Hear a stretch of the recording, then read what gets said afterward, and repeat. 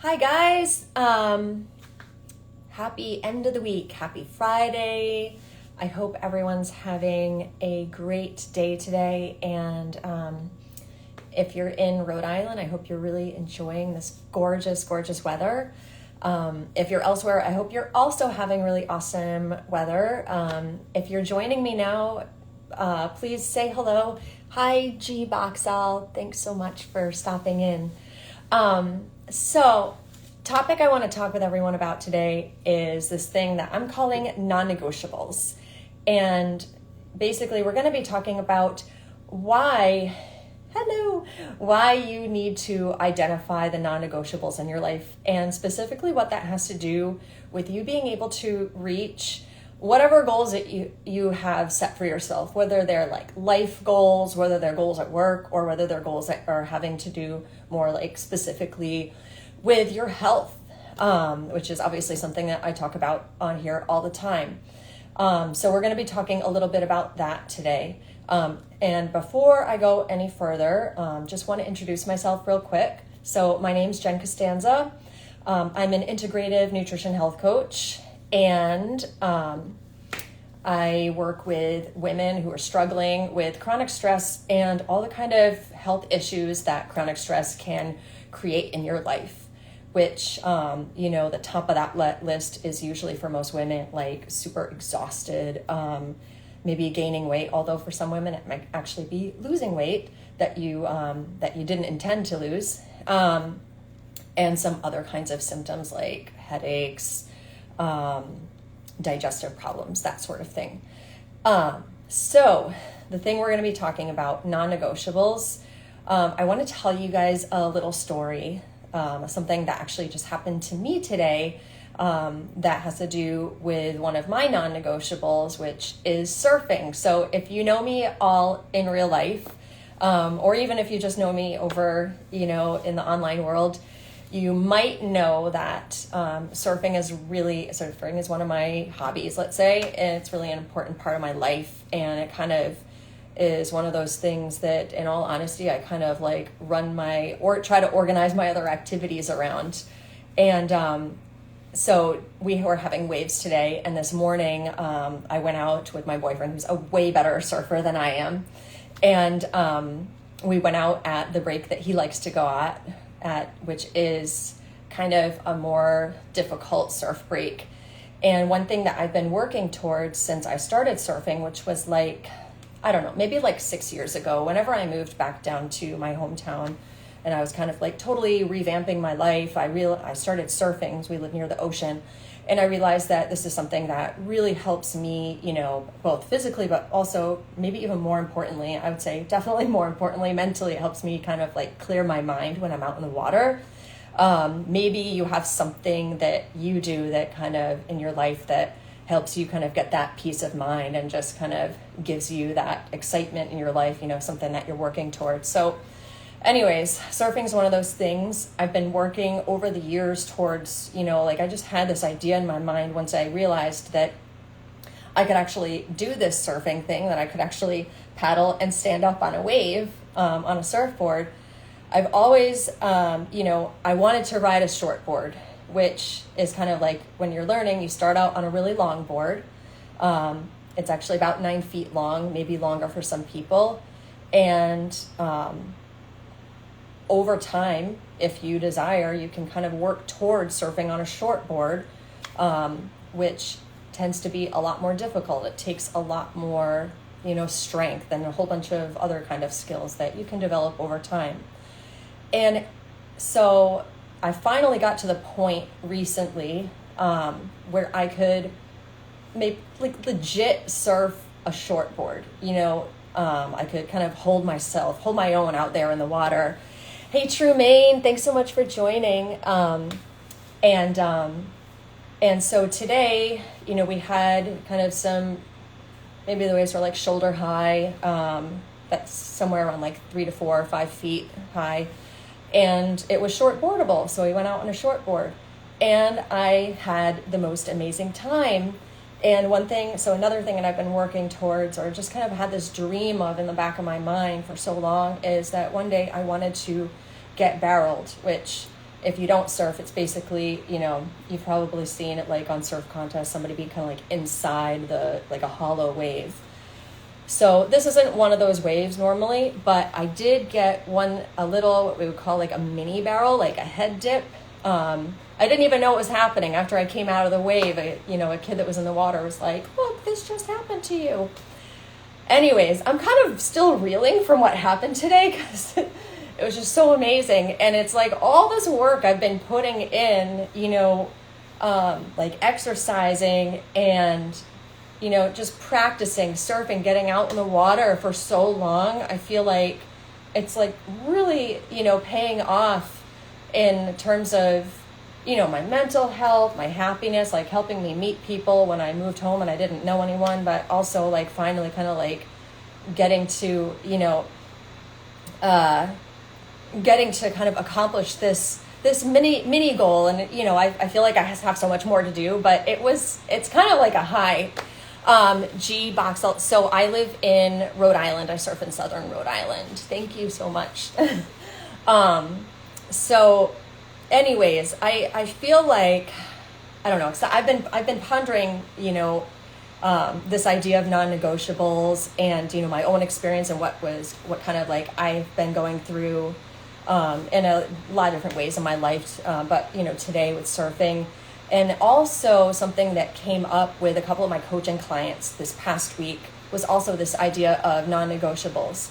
And so what I'm talking about is what tasks or activities in your life really are totally non-negotiable. Like you're going to do it no matter what. You're going to carve out the time in your schedule. You're going to make it happen because you know that these are the things that are going to get you to where you want to be in your life.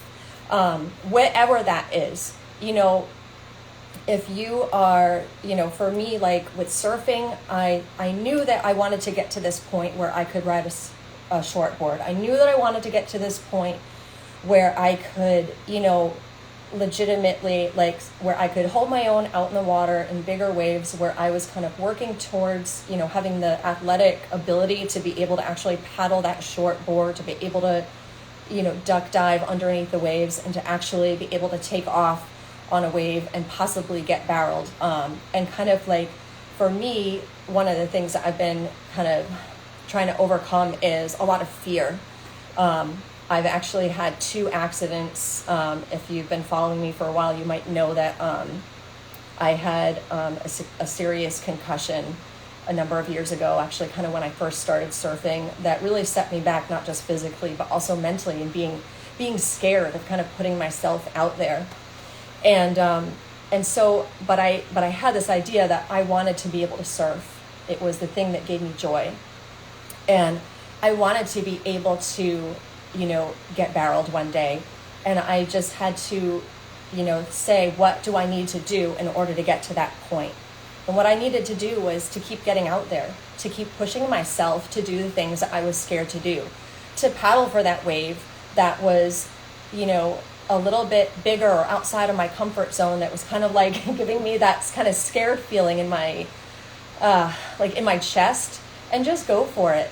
And I also knew that if I wanted to be able to do all that stuff, I was going to have to kind of take care of my body, not just in terms of what I was eating, but, I'm going to have to do the work of, working on my cardiovascular ability, for my stamina. I was going to have to do strength training so that I could actually do this work. So those things over time have become kind of non-negotiables in my life, where every week I just plan it out in my schedule. Like literally I have a paper planner. I totally recommend paper planners for doing this, for planning out your non-negotiables. I have a paper planner, I have colored markers, and I just kind of like color everything in. G-Boxall says, I'm just starting surfing and I am in love. Yes! I'd love to get barreled, but I don't know if I could get out. It's scary, haha. I think you can totally do anything that you put your mind to. I think you should just keep working at it, you will get there.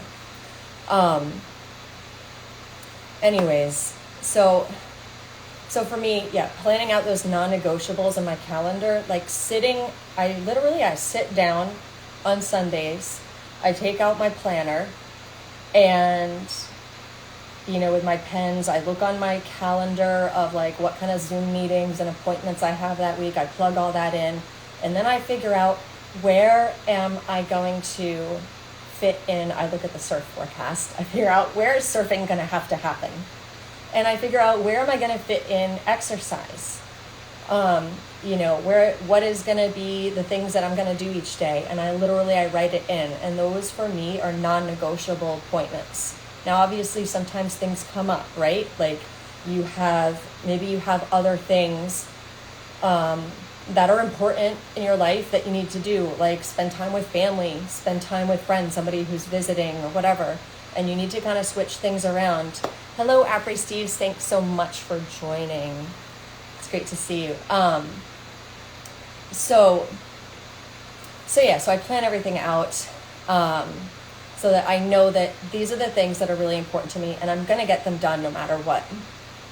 And so the message I want to say is I really want to urge you to figure out what your non-negotiables are.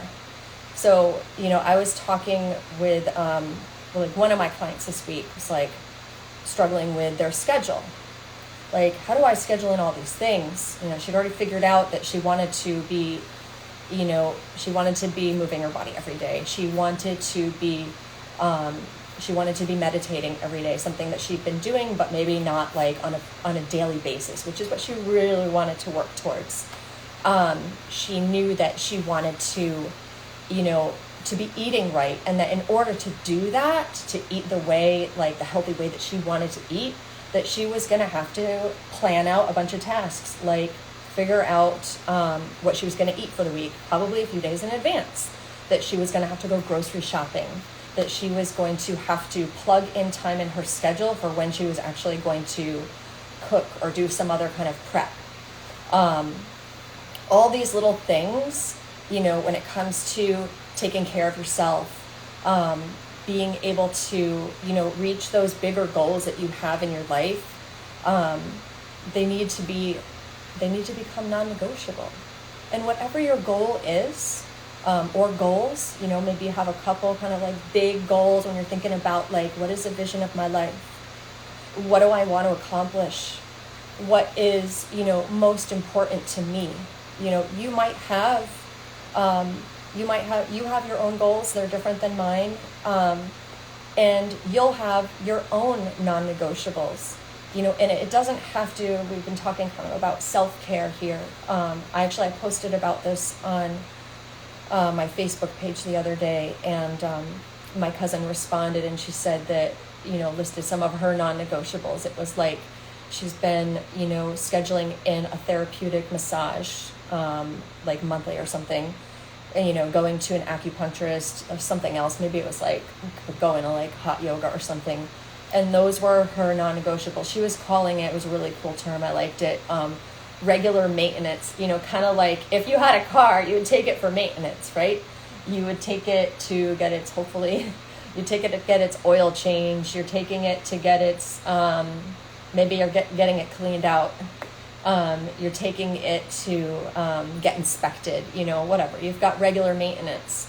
And so like when it comes to our bodies and our minds, there might be things that are like regular maintenance for us that we just need to do to kind of maintain our health, maintain our ability to be able to do the things that we want to do, to be able to, have a clear mind and not be kind of like scatterbrained and overwhelmed with the world around us. But I think that non-negotiables don't need to always be about, self-care in the most obvious way that, that term kind of gets thrown around. It doesn't have to be about bubble baths and, me time. It doesn't even have to be about, like we were talking about, it doesn't even just have to be like you, doing what's necessary to be able to feed yourself and maybe even feed your family for the week.